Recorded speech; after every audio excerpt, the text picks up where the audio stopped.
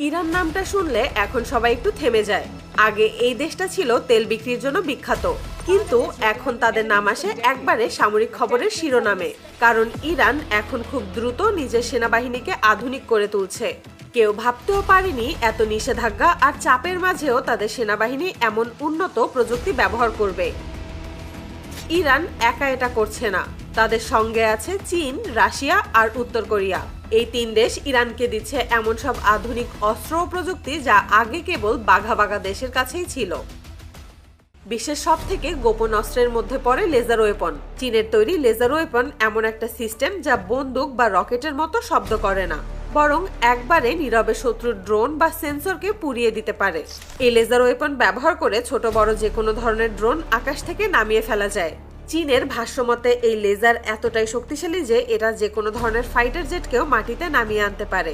এতে কোনো শব্দ হয় না, কোনো ধোঁয়া দেখা যায় না, শুধু ড্রোনটা হঠাৎ আকাশ থেকে নিচে পড়ে যায়। ইরানের অফিসিয়াল মিলিটারি সংবাদ মাধ্যম থেকে জানানো হয়েছে চীনের এই লেজার ওয়েপন ইতোমধ্যেই ইরান প্রাথমিকভাবে ব্যবহার শুরু করে দিয়েছে। চীন এই রোবট কুকুর বানিয়েছে সেনাবাহিনীর জন্য। এগুলোর মাথায় বা পিঠে ক্যামেরা, সেন্সর, এমনকি ছোট অস্ত্র বসানো যায়। 2023 সালে চীনের সেনা মহড়ায় প্রথম এই কুকুরগুলোকে দেখা গিয়েছিল। এই রোবট কুকুরগুলো সামনের দিকে দৌড়ে যাচ্ছে, পেছনে সেনারা এগোচ্ছে। তখন থেকেই ইরানও এই প্রযুক্তি নিতে আগ্রহী হয়। সম্প্রতি বেশ কয়েকটা চুক্তির পর ইরান এই মিলিটারি রোবট কুকুর হাতে পেয়েছে। ইরান এখন পরীক্ষামূলকভাবে কিছু রোবট ডগ ব্যবহার করছে তাদের সীমান্তে। এগুলো পাহাড়ি জায়গায় বা মরুভূমিতে গিয়ে নজরদারি করে, বিপজ্জনক জায়গায় ঢুকে ভিডিও পাঠায়। রাশিয়ার একটা বিখ্যাত বিমান আছে V-22। এটা পৃথিবীর একমাত্র বিমান যেটা হেলিকপ্টারের মতো সরাসরি উপরে উঠতে পারে, আবার নামতেও পারে। এর গতি প্রতি ঘন্টায় 900 কিলোমিটারের কাছাকাছি। মূলত এটাকে ব্যবহার করা হয় যুদ্ধক্ষেত্রে ভারী সরঞ্জাম ও সৈন্যদের এক জায়গা থেকে অন্য জায়গায় নিয়ে যাওয়ার জন্য। যেখানে সাধারণ বিমানের ওড়ার জন্য বিশাল রানওয়ে লাগে, সেখানে এই বিমানে সেনারা কয়েক মিনিটেই পৌঁছে যেতে পারে। এই বিমান একসাথে 80 টন ওজন নিয়ে উঠতে পারে। এই বিমান ইরানের হাতে গিয়েছে 2025 সালের শুরুতেই। ইরানের সামরিক প্যারেডে এই বিমানকে আকাশে টহল দিতে দেখা গেছে। উত্তর কোরিয়ার নিজেদের তৈরি DT-300 নামের একটা ড্রোন আছে। এটা ছোট হলেও শক্তিশালী। এটা ভারী বোমা বা বিস্ফোরক বহন করতে পারে এবং এক চার্জে 200 কিলোমিটার দূরে উঠতে পারে। ইরান দীর্ঘদিন ধরেই নিজেদের ড্রোন তৈরি করেছে, যেমন শাহেদ 136, যা রাশিয়াও ব্যবহার করেছে। কিন্তু উত্তর কোরিয়ার কাছ থেকে তারা নতুনভাবে এই ড্রোন আনার চুক্তি করেছে। এই ড্রোন ইরানের হাতে আসলে যুদ্ধের পুরো খেলাটাই পাল্টে যাবে।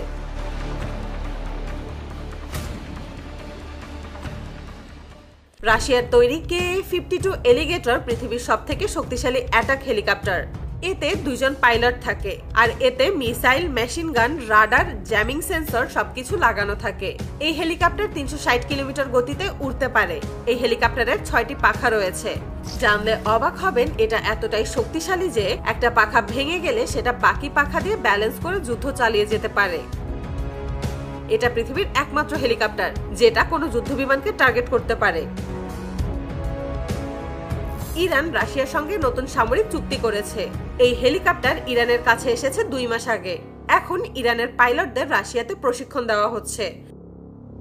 সব মিলিয়ে ইরান এখন অনেকটাই বদলে গেছে। আগে তাদের শক্তি ছিল মানুষের সংখ্যায়, এখন সেটা প্রযুক্তিতে রূপান্তরিত হয়েছে। ইরান নামটা শুনলে এখন সবাই একটু থেমে যায়। আগে এই দেশটা ছিল তেল বিক্রির জন্য বিখ্যাত, কিন্তু এখন তাদের নাম আসে একবারে সামরিক খবরের শিরোনামে। কারণ ইরান এখন খুব দ্রুত নিজের সেনাবাহিনীকে আধুনিক করে তুলছে। কেউ ভাবতেও পারেনি এত নিষেধাজ্ঞা আর চাপের মাঝেও তাদের সেনাবাহিনী এমন উন্নত প্রযুক্তি ব্যবহার করবে। ইরান একা এটা করছে না, তাদের সঙ্গে আছে চীন, রাশিয়া আর উত্তর কোরিয়া। এই তিন দেশ ইরানকে দিচ্ছে এমন সব আধুনিক অস্ত্র ও প্রযুক্তি যা আগে কেবল বাঘা বাঘা দেশের কাছেই ছিল। বিশ্বের সব থেকে গোপন অস্ত্রের মধ্যে পড়ে লেজার ওয়েপন। চীনের তৈরি লেজার ওয়েপন এমন একটা সিস্টেম যা বন্দুক বা রকেটের মতো শব্দ করে না, বরং একবারে নীরবে শত্রুর ড্রোন বা সেন্সরকে পুড়িয়ে দিতে পারে। এই লেজার ওয়েপন ব্যবহার করে ছোট বড় যে কোনো ধরনের ড্রোন আকাশ থেকে নামিয়ে ফেলা যায়। চীনের ভাষ্যমতে এই লেজার এতটাই শক্তিশালী যে এটা যে কোনো ধরনের ফাইটার জেটকেও মাটিতে নামিয়ে আনতে পারে। এতে কোনো শব্দ হয় না, কোনো ধোঁয়া দেখা যায় না, শুধু ড্রোনটা হঠাৎ আকাশ থেকে নিচে পড়ে যায়।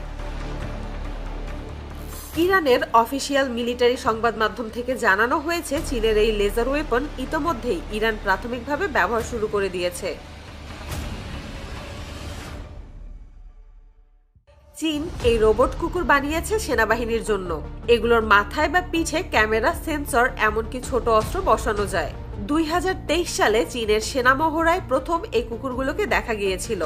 এই রোবট কুকুরগুলো সামনের দিকে দৌড়ে যাচ্ছে, পেছনে সেনারা এগোচ্ছে। তখন থেকেই ইরানও এই প্রযুক্তি নিতে আগ্রহী হয়। সম্প্রতি বেশ কয়েকটা চুক্তির পর ইরান এই মিলিটারি রোবট কুকুর হাতে পেয়েছে। ইরান এখন পরীক্ষামূলকভাবে কিছু রোবট ডগ ব্যবহার করছে তাদের সীমান্তে। এগুলো পাহাড়ি জায়গায় বা মরুভূমিতে গিয়ে নজরদারি করে, বিপজ্জনক জায়গায় ঢুকে ভিডিও পাঠায়। রাশিয়ার একটা বিখ্যাত বিমান আছে V-22।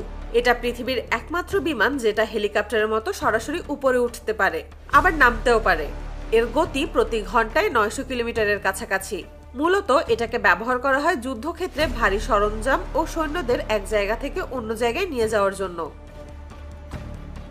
যেখানে সাধারণ বিমানের ওড়ার জন্য বিশাল রানওয়ে লাগে, সেখানে এই বিমানে সেনারা কয়েক মিনিটেই পৌঁছে যেতে পারে। এই বিমান একসাথে 80 টন ওজন নিয়ে উঠতে পারে। এই বিমান ইরানের হাতে গিয়েছে 2025 সালের শুরুতেই।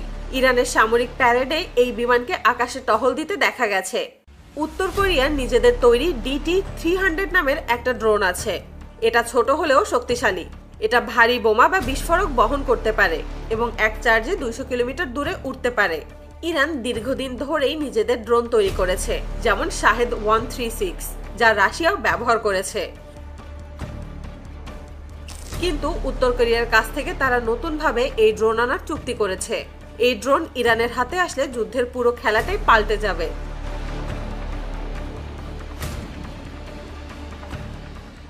রাশিয়ার তৈরি KA-52 এলিগেটর পৃথিবীর সবথেকে শক্তিশালী অ্যাটাক হেলিকপ্টার।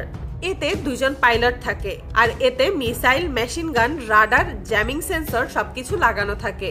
এই হেলিকপ্টার 360 কিলোমিটার গতিতে উড়তে পারে। এই হেলিকপ্টারের 6টি পাখা রয়েছে। জানলে অবাক হবেন, এটা এতটাই শক্তিশালী যে একটা পাখা ভেঙে গেলে সেটা বাকি পাখা দিয়ে ব্যালেন্স করে যুদ্ধ চালিয়ে যেতে পারে। এটা পৃথিবীর একমাত্র হেলিকপ্টার যেটা কোনো যুদ্ধবিমানকে টার্গেট করতে পারে। ইরান রাশিয়ার সঙ্গে নতুন সামরিক চুক্তি করেছে। এই হেলিকপ্টার ইরানের কাছে এসেছে 2 মাস আগে। এখন ইরানের পাইলটদের রাশিয়াতে প্রশিক্ষণ দেওয়া হচ্ছে। সব মিলিয়ে ইরান এখন অনেকটাই বদলে গেছে। আগে তাদের শক্তি ছিল মানুষের সংখ্যায়, এখন সেটা প্রযুক্তিতে রূপান্তরিত হয়েছে।